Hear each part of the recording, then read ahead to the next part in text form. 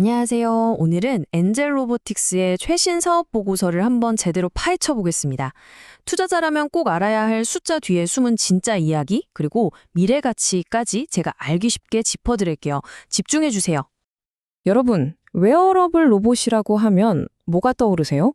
이건 그냥 신기한 기계가 아닙니다. 사람을 다시 걷게 하고 더 강하게 만들고 궁극적으로는 인간의 한계를 넘어서게 하는 그런 혁신 기술이죠. 자, 그렇다면 이 기술의 선두에 있는 엔젤 로보틱스, 과연 지금 투자해도 괜찮은 곳일까요? 오늘 그 답을 한번 찾아보시죠. 오늘 우리가 살펴볼 순서는 이렇습니다. 먼저 엔젤 로보틱스가 어떤 회사인지, 그리고 어떤 독보적인 기술과 제품을 가졌는지 알아볼 거고요. 그 다음엔 가장 중요하죠. 숫자를 통해 성장성과 재무 안정성을 뜯어볼 겁니다. 마지막으로 이 회사의 미래 전략과 리스크까지 꼼꼼하게 체크해 보겠습니다. 자, 첫 번째 파트입니다. 엔젤 로보틱스. 대체 어떤 회사일까요? 흔히들 그냥 재활 로봇 만드는 회사 아니냐 하시는데, 그건 반만 맞는 얘기입니다. 사람의 회복을 돕는 것에서 시작해서 이제는 산업 현장에서 사람의 능력을 강화하는 단계까지 훨씬 더 큰 그림을 그리고 있거든요. 엔젤 로보틱스가 뛰고 있는 이 웨어러블 로봇 시장은요, 크게 4단계로 볼 수 있어요. 아픈 사람을 다시 일어서게 하는 회복 단계, 일상에서 건강을 지키는 헬스케어 단계, 그리고 공장에서 힘든 일을 돕는 능력 증강, 마지막으로 인간의 능력을 뛰어넘는 초월의 단계까지. 엔젤 로보틱스는 이 모든 단계를 아우르는 제품들을 준비하고 있다는 게 핵심입니다. 이 회사가 얼마나 빠르게 성장했는지 한번 보세요. 2017년에 회사를 세우고 불과 몇 년 만에 세계적인 기술 대회에서 금메달을 따고 수백억 원의 투자 유치까지 정말 쉼없이 달려왔죠. 근데 여기서 진짜 중요한 건 바로 2025년입니다. 새로운 제품 출시라는 아주 결정적인 순간이 기다리고 있거든요. 그럼 엔젤 로보틱스가 이렇게 잘 나가는 비결이 뭘까요? 그 힘의 원천은 바로 이 독보적인 기술력, 그리고 거기서 나온 제품들이라고 할 수 있습니다. 이 회사를 움직이는 엔진이 뭔지 한번 들여다보죠. 이 3가지가 엔젤 로보틱스의 비밀 병기입니다. 쉽게 말해서 사람이 이제 걸어야지 하고 생각하는 그 의도를 로봇이 먼저 알아채고요.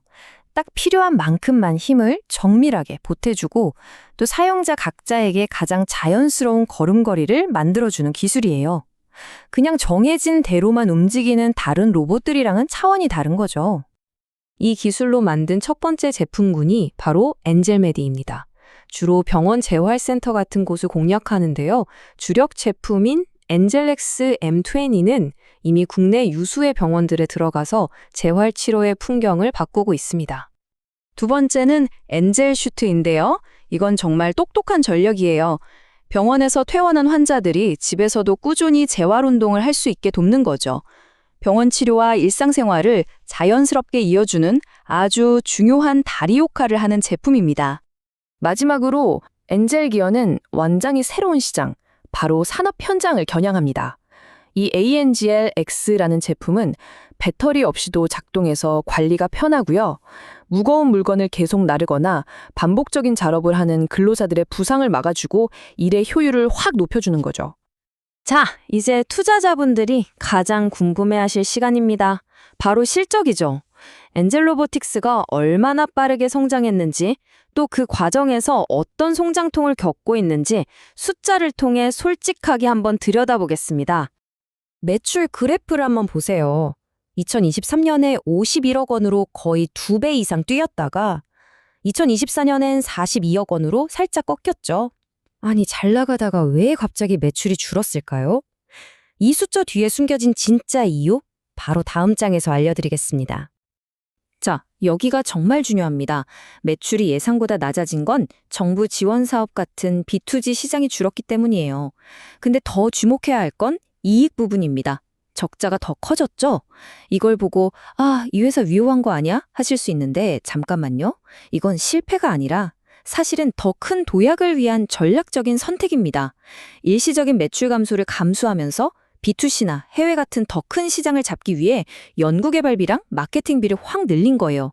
한마디로 미래를 위한 투자인 셈이죠. 그러니까 진짜 질문은 이 투자가 과연 언제, 어떻게 열매를 맺을 것인가가 되어야 합니다. 이렇게 공격적으로 투자하는 건 좋은데 그럼 과연 버틸 체력은 될까요? 아무리 미래가 좋아도 지금 당장 쓰러지면 안 되잖아요. 엔젤로보틱스가 재무적으로 얼마나 튼튼한지 회사의 안정성을 체크해 보겠습니다. 핵심 지표는 바로 이겁니다. 영업활동 현금 흐름. 보시다시피 2024년에 마이너스죠. 이게 무슨 뜻이냐면 아직은 회사가 본업으로 버는 돈보다 쓰는 돈이 더 많다는 뜻이에요. 성장하는 기업에겐 흔한 일이지만 투자자라면 이 마이너스 폭이 언제쯤 플러스로 돌아설지 아주 날카롭게 지켜봐야 하는 부분입니다. 그런데요, 희망적인 신호가 있습니다. 이렇게 현금이 마이너스인 상황에서도 시리즈 B, C 투자를 통해서 무려 280억 원이라는 큰 돈을 유치하는 데 성공했어요. 이게 뭘 의미할까요? 까다로운 전문 투자자들이 이 회사의 기술력과 미래 비전을 그만큼 높게 평가하고 있다는 아주 강력한 증거인 셈이죠. 이 돈이 미래 성장을 위한 든든한 실탄이 되어줄 겁니다. 자, 이제 거의 다 왔습니다.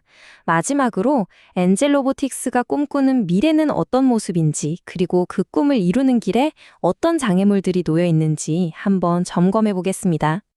대표이사의 메시지를 보면 회사의 자신감이 그대로 드러납니다.